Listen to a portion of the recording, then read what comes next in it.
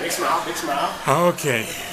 Senior night, let's start with that first, and then we'll talk about the game. Okay. That senior group, transfers, but you had one that came in, and the inception of the program, stayed the whole 4 years. They're walking out with a degree.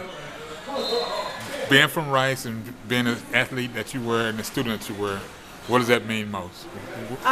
Being here for them at Senior Day has been, it's an honor for me. Obviously I came in this year and I've only been with them for 1 year, but after being to Spain and bonding with them the way that we did at the beginning of the year, it's been a great year. And having them to graduate, and there was actually 2 seniors that came in inception, Taylor Mitchell and Kirsten Lee.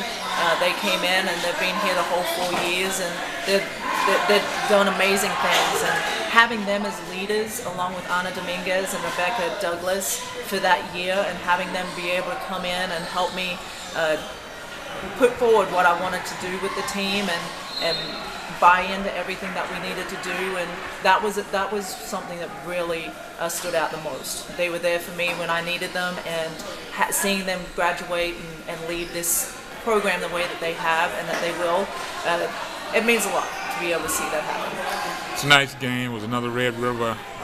Started out with a slow start, yes, as they are capable of, but then they found themselves in the second quarter.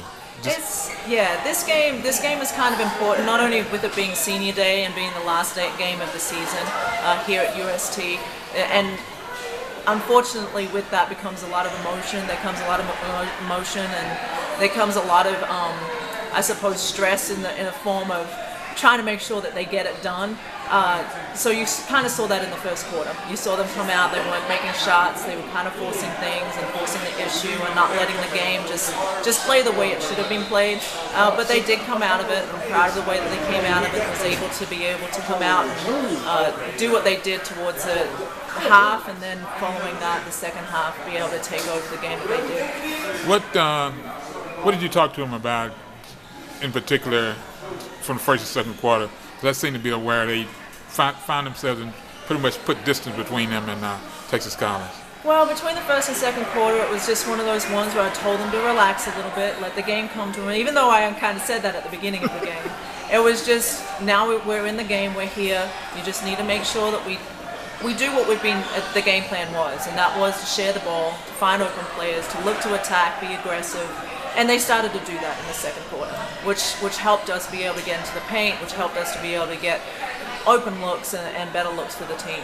So it really, they just decided that they wanted to do what the game plan was going to be, rather than trying to force the issue and make it difficult.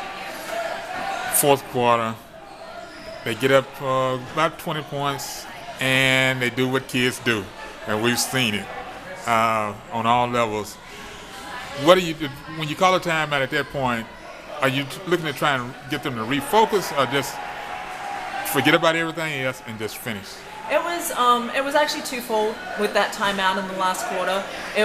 First one was basically to get the seniors back in. I wanted them to be able to finish the game and finish their time here on the court at UST. So that was my first focus. But then the second focus was, we need to make sure that we're not just giving in and we're not just giving up. We still have a job to do. We still have 2 games left after this.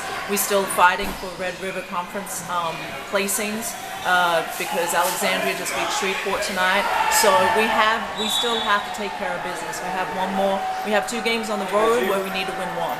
So it comes down to the last kind of games and making sure that we're ready and we're focused and concentrating on the right things. Right now, where are you all at as far as placings? We're 7th right now, and they take 6 to the conference tournament, and we're 1 game away from that. And Alexandria doesn't have any more games. We have 2 more games, so we need to have 1 to be able to tie with them, and then we would win that tiebreaker because we're beating them twice. Oh, now with that said, where do you go from here? Because the last time you and I talked, I got some enlightenment and understand that NAIA is a 24/7, 365 situation. You all don't have a day off at all. It's unlike where you were before, where you had no time off. Now it's a stress the rest of the way. trying to rebuild and move forward? It is. I have a few prospects that I'm looking at that I think are going to come in and make an impact immediately. So making sure that I stay in contact with them, making sure that we get the job done there, and get those girls to be able to come and play here is my first thing after the season is finished. And then from there, it's pretty much trying to build. Next senior class is very big.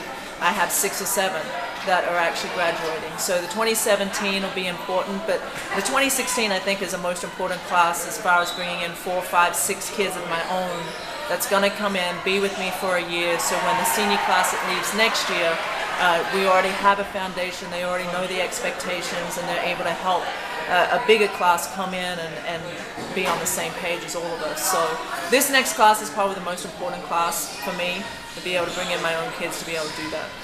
How many do you have available this year and then the following year as far as scholarships you're looking forward to? Well, unfortunately, here at the St. Thomas, we don't have scholarships. Okay. Academic packages is what we pretty much rely on. So if they're good academic kids, they can look to get some money from the academic packages over in financial aid, and then we kind of help them a little bit. I have one full scholarship that I can divide up between everybody, and with the 4 that we have leaving now, I have a little bit opened up, but we kind of rely on them wanting to be here at UST, liking the feel of UST, still wanting to play basketball.